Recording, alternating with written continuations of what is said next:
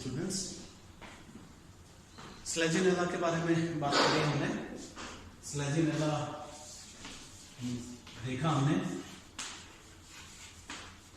कि कैसे मॉर्फोलॉजी के बारे में बात करी, उसके एनाटॉमी के बारे में बात करी, इंपॉर्टेंट स्पीशीज जो पाई जाती है धरती पे उनके बारे में हमने बात करी। स्मॉलेस्ट जो स्लेजिनेला था, स्लेजिनेला राजस्थानियंसिस, उसके बारे में मैंने आपको बताया। फिर हमने उसकी रिप्रोडक्शन के बारे में बात करी। उसमें वेजिटेटिव रिप्रोडक्शन देखा, असेक्सुअल रिप्रोडक्शन देखा जो स्पोर्स के द्वारा होता है, और फिर स्पोर्स से फिर गैमेटोफाइट का फॉर्मेशन और फिर सेक्सुअल रिप्रोडक्शन की बात करी। और फिर हमने देखा कैसे वापस जाइगोट बनेगा, नया एम्ब्रियो बनेगा और उससे वापस नए प्लांट का फॉर्मेशन होगा। और एक और इम्पॉर्टेंट चीज जो स्लेजिनेला में हमने देखी वो थी सीड हैबिट, कैसे बीज बनने के प्रवृत्ति डेवलप होती है। बनता नहीं है लेकिन बनने का प्रयास किया जाता है, एक प्रयास अटेम्प्ट है। तो ये सारी चीजें देखी हमने। तो हमने स्लेजिनेला शुरू किया था और फिर वापस सारा उसका जीवन पढ़ के सारा कंप्लीट किया। और इसी को मैंने आपको बताया था, हम कहते हैं life cycle. Life cycle means जहां से शुरू किया घूम फिर के वापस वहीं आ जाना। और इसमें दो जनरेशन आती है, ऑल्टरनेशन ऑफ जनरेशन होता है। एक होती है गैमेटोफिटिक जनरेशन, वो जनरेशन जिसमें सारे स्टेजेस हैप्लॉइड हैं, और एक होती है main plant body, main generation जो कहलाती है स्पोरोफिटिक जनरेशन, मींस जिसमें सारा कुछ डिप्लॉइड होगा। क्योंकि टेरिडोफाइट्स में हम जानते हैं कि मेन प्लांट बॉडी है वो हमेशा स्पोरोफाइट होता है, डिप्लॉइड होता है। तो अब इस सारे को रिप्रेजेंट हम करेंगे। आज हम बात करेंगे basically about life cycle of Selaginella, कि स्लेजिनेला के जीवन चक्र को कैसे आप ड्रॉ करेंगे, कैसे बताएंगे। बात हम कर चुके हैं लाइकोपोडियम के स्लेजिनेला, लाइकोपोडियम के लाइफ साइकिल के। मैंने आपको बताया था कैसे शुरू करते हैं। हम मैच्योर स्पोरोफाइट से शुरू करेंगे। तो सबसे पहले हम बात करेंगे मैच्योर स्पोरोफाइट। मैच्योर स्पोरोफाइट का मतलब हुआ ऐसी प्लांट बॉडी जो रूट स्टेम लीफ में डिवाइडेड है और अब उसके अंदर कोन्स का फॉर्मेशन हो गया है। तो एक मैच्योर प्लांट जो होता है, आप जानते हैं मैच्योर स्पोरोफाइट जब होता है तो वो कैसा होता है, रूट स्टेम लीफ में डिवाइडेड है। यहाँ पर एक और इंपॉर्टेंट चीज है स्लेजिनेला में याद रखने की, राइजोफोर, जिसके बारे में हम बात कर चुके हैं। तो अब जब मैच्योर हो गया तो अब ये सब रिप्रोडक्शन शुरू होगा। अब ये रिप्रोड्यूस करना शुरू करेगा। रिप्रोडक्शन में जब हम बात करते हैं तो पहले हम बात करते हैं वेजिटेटिव रिप्रोडक्शन की। हम बताते हैं कि वेजिटेटिव रिप्रोडक्शन कैसे होता है। मैंने आपको बताया था कि रिप्रोडक्शन के 2-3 टाइप्स हैं। एक तो होता है ट्यूबर्स के द्वारा, ट्यूबर्स बनते हैं उनसे होता है। एक होता है बल्बिल्स के द्वारा, बल्बिल्स का फॉर्मेशन होता है और उससे फिर बनता है। एक था रेस्टिंग बॉडीज, रेस्टिंग बॉडीज का फॉर्मेशन होगा। मीन्स कुछ ऐसी बॉडीज बनेंगी जो अनफेवरेबल कंडीशंस के टाइम क्या करती हैं, डॉर्मेंट फेज में चली जाती हैं, जमीन में पड़ी रहती हैं, और जब वापस फेवरेबल कंडीशन आती है तो फिर ये नए प्लांट के अंदर कन्वर्ट हो जाती है। रेस्टिंग बर्ड्स जिनको हम कहते हैं। और रिसर्क्शन मैंने आपको बताया था, एक बहुत इंपॉर्टेंट फिनोमेना जो स्लेजिनेला के अंदर मिलता है कि अनफेवरेबल कंडीशंस को टाइड ओवर करने के लिए ये अपने आप को रेस्टिंग फेज में ले जाते हैं, और फिर वापस जब फेवरेबल कंडीशन आती है तो प्लांट वापस ग्रीन हो जाता है और फिर नया प्लांट डेवलप हो जाता है। एक और जो सबसे इंपॉर्टेंट चीज होता है जिसके बारे में याद रखना चाहिए, and that is fragmentation. Fragmentation, विखंडन,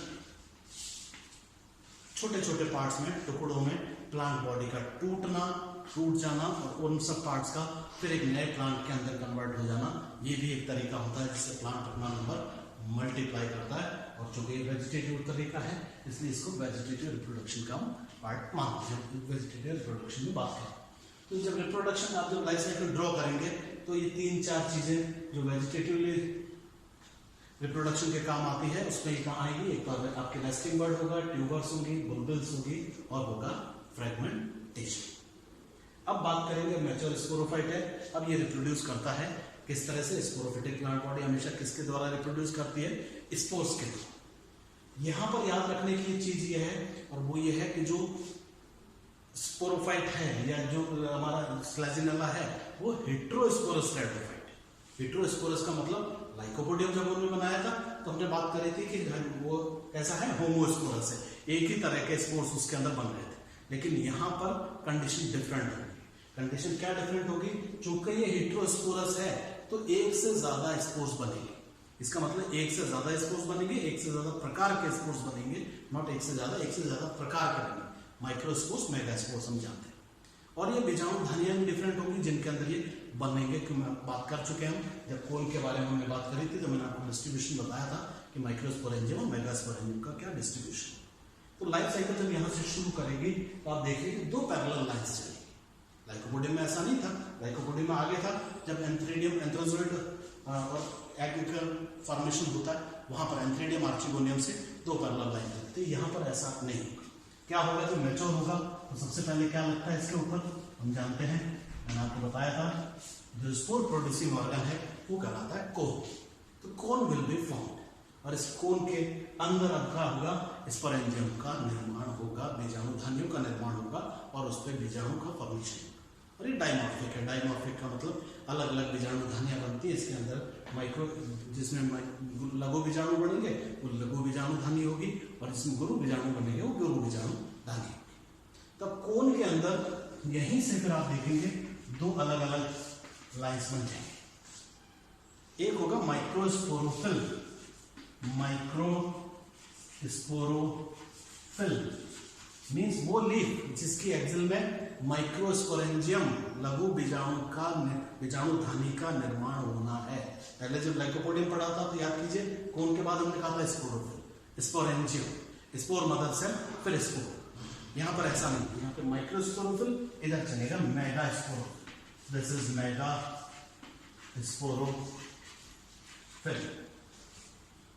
माइक्रोस्पोरोफिल के एक्सिल में मैंने बताया क्या लगेगा, माइक्रोस्पोरेंजियम, माइक्रोस्पोरेंजियम,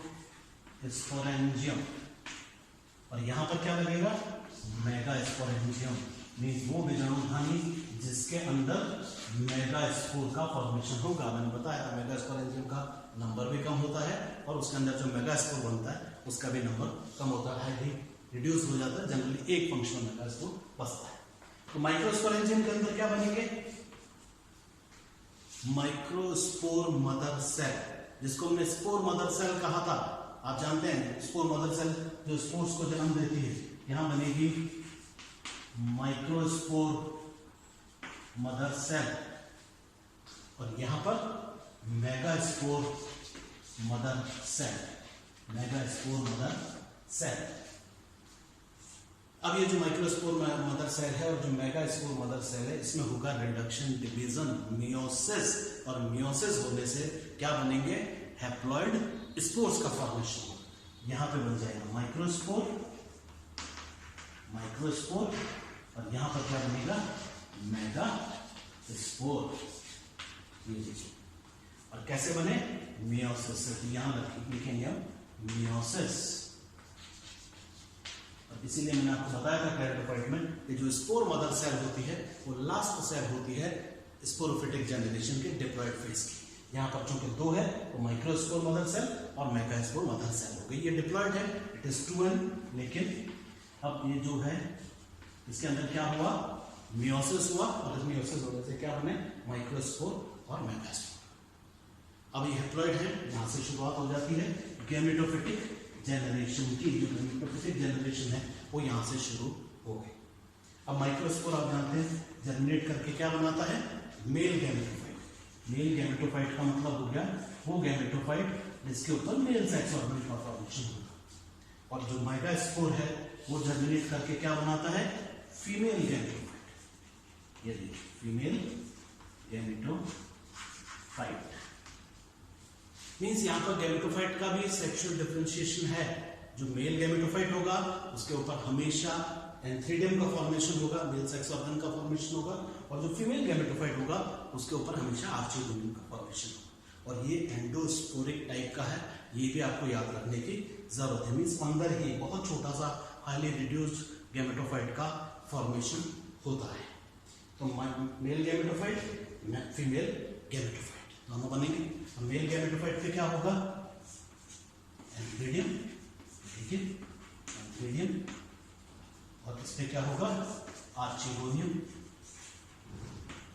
ये देखिए ये एंथ्रीडियम हो गया और ये हो गया हमारा आर्चिगोनियम। और इस एंथ्रीडियम में क्या बनेगा, मेल गैमेट। एंथ्रीडियम का काम क्या होता है, फॉर्मेशन ऑफ मेल गैमेट, और वो होता है हमारा एंथ्रोजोइड, एंथ्रोजोइड। और ये क्या कहलाता है, आर्चिगोनियम। इसके ऊपर क्या लगेगा, एग। oogamous टाइप का रिप्रोडक्शन है ये, आप जानते हैं सेक्सुअल रिप्रोडक्शन जो यहाँ हो रहा है वो oogamous टाइप का है। मीन्स मेल गैमेट जो होगा वो मोटाइल होगा, फीमेल जो होगा नॉन मोटाइल होगा। मेल छोटा होगा साइज में, फीमेल बड़ा होगा साइज में, और मेल चल के जाएगा कहाँ तक, फीमेल गैमेट के पास, एग के पास। मीन्स जो होगा चल के नहीं जाएगा, तैर के जाएगा। आपको पता है कि फ्लैजिला होते हैं और इन फ्लैजिला की वजह से ये थ्रू वाटर ड्रॉपलेट्स पहुंचते हैं कहाँ पर, एग तक, जहाँ पर एग होता है वहाँ पर इसको हेल्प करने के लिए, कीमोटैक्टिक अट्रैक्शन करने के लिए कुछ केमिकल्स का फॉर्मेशन होता है, एसिड्स का फॉर्मेशन होता है, जिससे ताकि इसको पता चल सके कि इसको कहाँ पर जाना है। तो अब एंथ्रोजोइड आ गया, एग आ गया। अब ये एंथ्रोजोइड चल के जाएगा एग तक, और इन दोनों की वजह से होगी एक इंपॉर्टेंट घटना जिसे हम कहते हैं फर्टिलाइजेशन। फर्टिलाइजेशन मीन्स निषेचन। निषेचन का मतलब होता है fusion of male and female nuclei. Male और फीमेल न्यूक्लिया आपस में मिक्स करेंगे, फ्यूज करेंगे, और फ्यूज करके क्या बना लेंगे, जाइगोट। यहाँ पर फॉर्मेशन हो जाएगा इसका जाइगोट का। और जाइगोट कैसा है, चूंकि फ्यूजन प्रोडक्ट है मेल और फीमेल न्यूक्लिया का, मीन्स n+n ये हो गया वापस डिप्लॉयड। तो जो स्पोरोफिटिक फेज हम छोड़ आए थे, कहाँ छोड़ आए थे, माइक्रोस्पोर मदर सेल और मेगास्पोर मदर सेल के ऊपर, वहां जहां खत्म हो गया था वहां से वापस अब कहाँ एंटर शुरू हो गया, जाइगोट। तो zygote is considered as the first cell of the sporophytic generation. Zygote के निर्माण के साथ ही स्पोरोफिटिक जनरेशन का फॉर्मेशन होता है। गैमेटोफाइट शुरू कहां से हुआ था, ये देखिए मियोसिस के बाद क्या बने थे, माइक्रोस्पोर और मेगास्पोर। तो they are considered as the first cell of the gametophytic generation. और वो गैमेटोफिटिक जनरेशन कहां खत्म हो गई, एंथ्रोजोइड पे और एग पे, क्योंकि ये दोनों हैप्लॉइड हैं।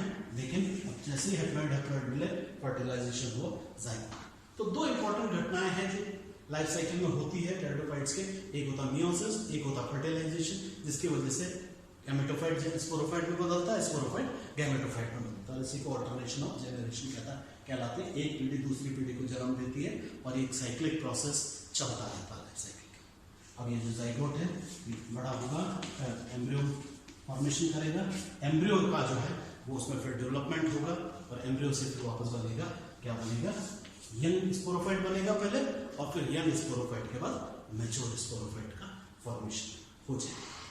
तो इसी को कहते हैं पूरा life cycle of A pteridophyte भी, और स्पेशली फ्लैजिला। चूंकि हेटेरोस्पोरस है तो यहीं से देखिए कौन से ही दो अलग अलग लाइंस चलना शुरू। अब हम इसको दो क्लियर कट पार्ट्स में डिवाइड कर सकते हैं। यहां से लाइन खींचिए जाइगोट से, और कहां तक खींचिए, माइक्रोस्पोर मदर सेल और मेगास्पोर मदर सेल के। अब आप देखिए इस लाइन से क्या होगा, आप देखेंगे इसके ऊपर जो कुछ भी है वो सारा डिप्लॉयड है, और नीचे जो कुछ भी है वो सारा हैप्लॉइड है। मीन्स जो ऊपर है वो सारा स्पोरोफिटिक फेज है, यहां लिखते हैं हम स्पोरोफिटिक फेज, और यहां लिखते हैं गैमेटोफिटिक फेज। मीन्स वो फेज जो हैप्लॉइड है, जिसके अंदर सारी हैप्लॉइड आपको बॉडी मिलेगी, स्ट्रक्चर्स मिलेंगे। तो इसी को कहते हैं जीवन चक्र। एग्जाम में बहुत क्वेश्चन पूछा जाता है हर बार, बड़ा क्वेश्चन जब भी आता है तो उसमें ये पूछा जाता है स्लेजिनेला के जीवन चक्र का वर्णन कीजिए। आप उसका आउटलाइन डायग्राम बताते हुए पूरा उसका वर्णन कीजिए। तो पहले आप क्या बताएंगे, वेजिटेटिव रिप्रोडक्शन की बात करेंगे, फिर स्पोर्स की बात करेंगे, स्पोर के द्वारा रिप्रोडक्शन, और फिर यहाँ पर आ जाएगा सेक्सुअल रिप्रोडक्शन जो कि गैमेटोफिटिक जनरेशन में होता है। तो यहाँ से शुरू करते हुए कौन से चलते हुए यहाँ तक वापस हम वापस एम्ब्रियो के द्वारा ठीक वापस मैच्योर स्पोरोफाइट पर पहुंच जाते हैं, और इसी को कहा जाता है लाइफ साइकिल। तो पूरा जीवन चक्र, अब देखिए सारी चीजें जो अब तक हमने बात करी थी वो सारी की सारी इसके अंदर आ गई, और इसी को कहते हैं जीवन चक्र। तो इसी के साथ स्लेजिनेला कंप्लीट हो जाता है। अगले लेक्चर में हम बात करेंगे इससे इंपॉर्टेंट रिलेटेड कुछ क्वेश्चंस जो एग्जाम में आते हैं, जिनके बारे में हमको बात करनी है।